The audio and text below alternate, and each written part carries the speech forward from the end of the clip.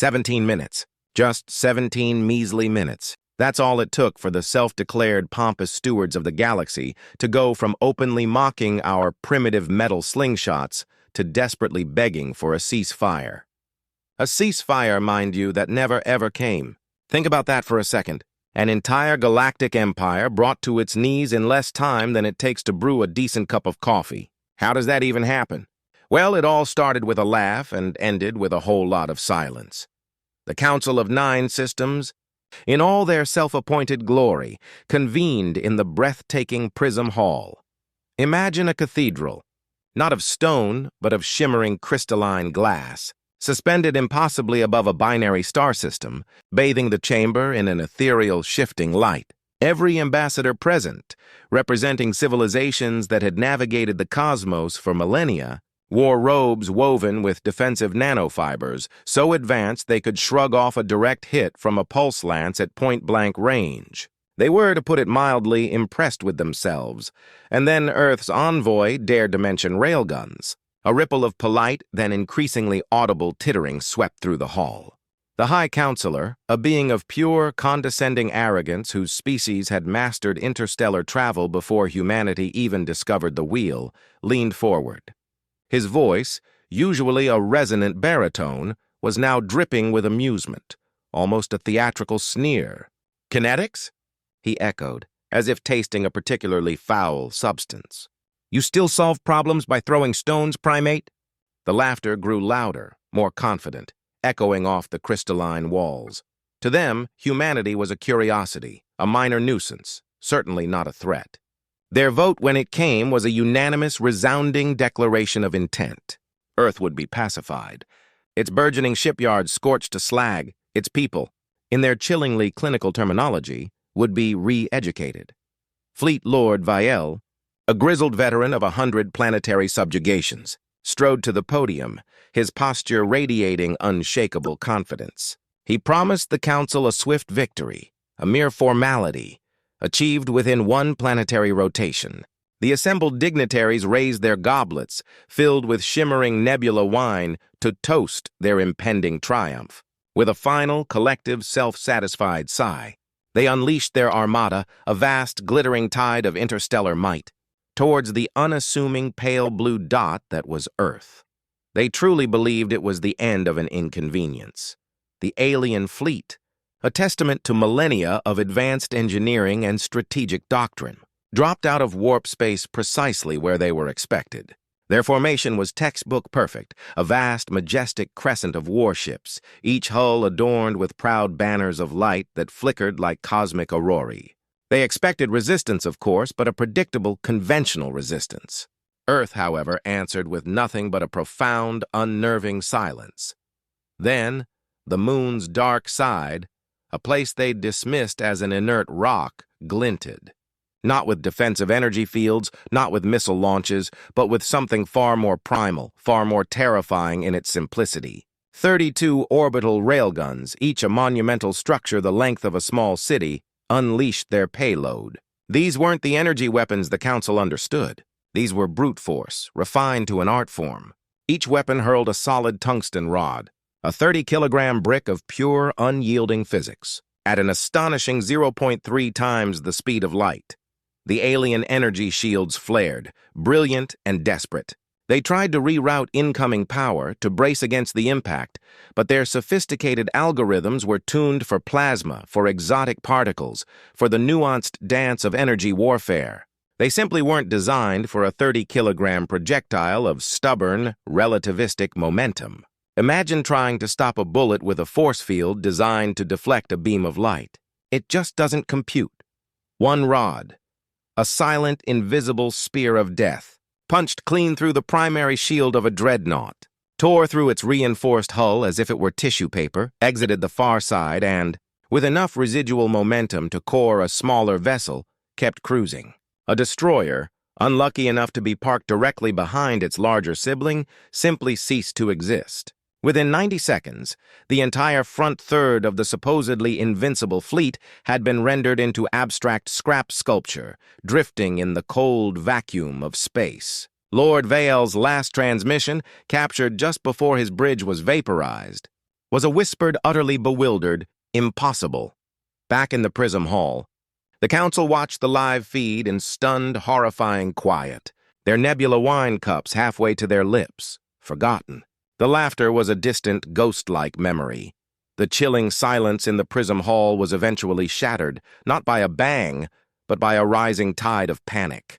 The laughter had died a brutal, sudden death, replaced by a frantic scramble for answers. Mathematicians, their elegant theories of energy deflection and shield harmonics, suddenly rendered meaningless, frantically reran simulations.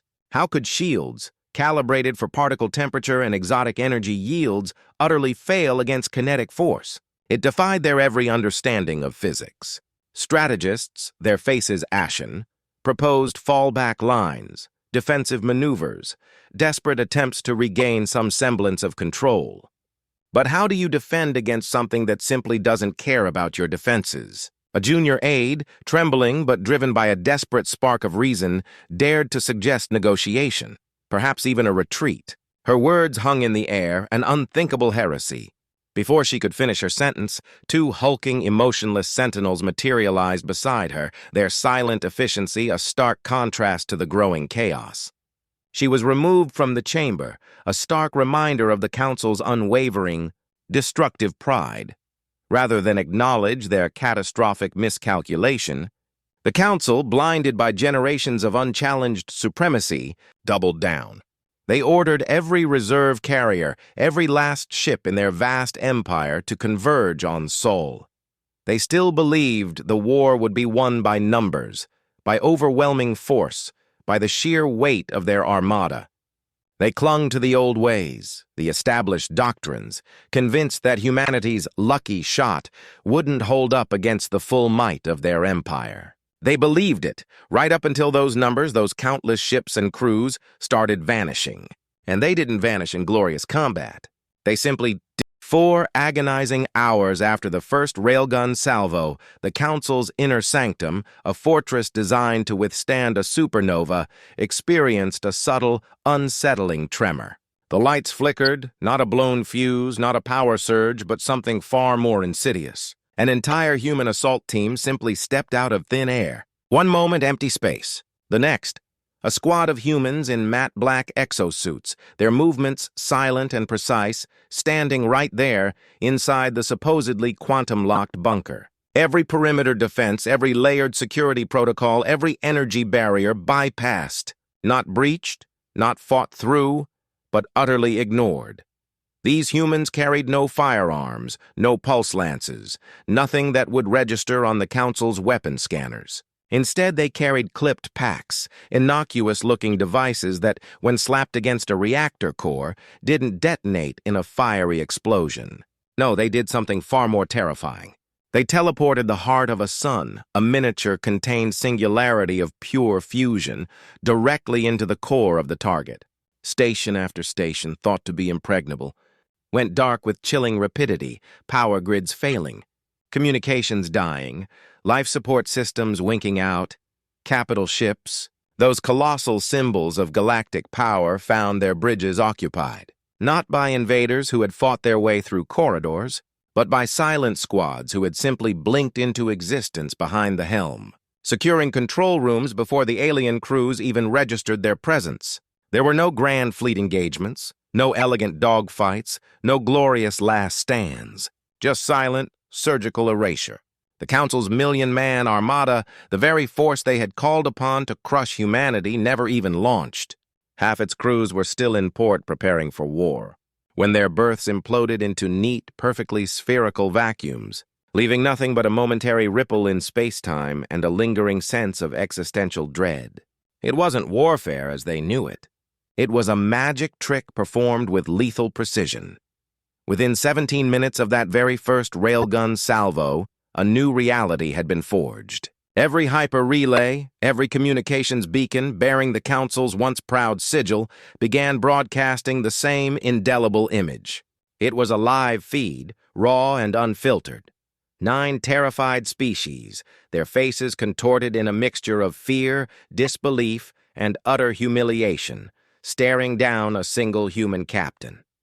The captain, calm and utterly devoid of triumph, informed them, in perfectly translated galactic standard, that the war was over. Their empire, the one that had dictated policy for 1,000 worlds, was dissolved. Their opulent seat of power, the very prism hall they now occupied, was to be relocated to a repurposed cargo bay on Luna.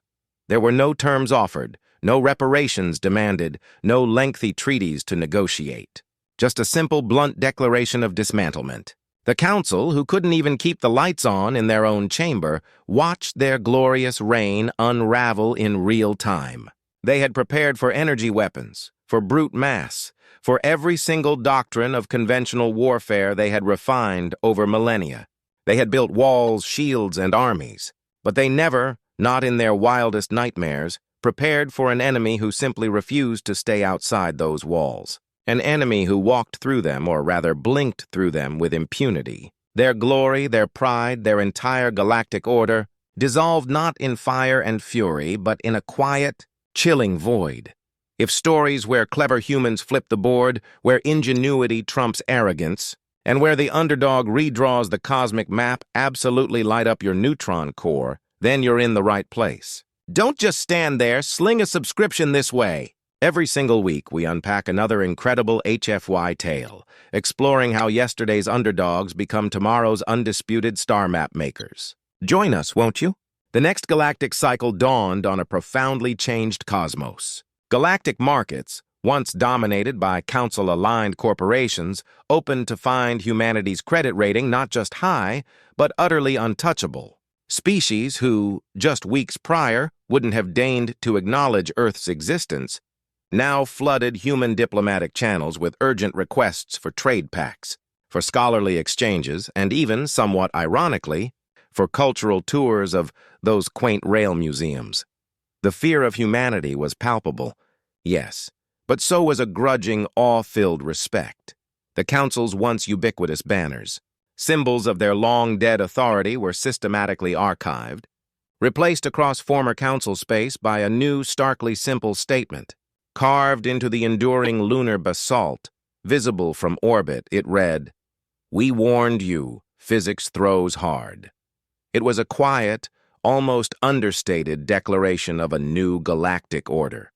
And somewhere, on a quiet observation deck overlooking the shattered remnants of an alien flagship drifting silently through the void, a human technician watched the debris pass by. He murmured, almost to himself, a wry smile playing on his lips. "Rocks, huh? Guess stones still break gods."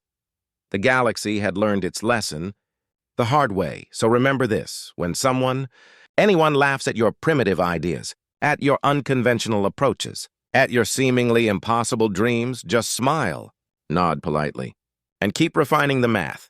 Because that second laugh, that one usually stops the instant they realize you're not outside their shield. You're not even at their gates. You're already inside their throne room, sipping their nebula wine and quietly reorganizing their entire empire.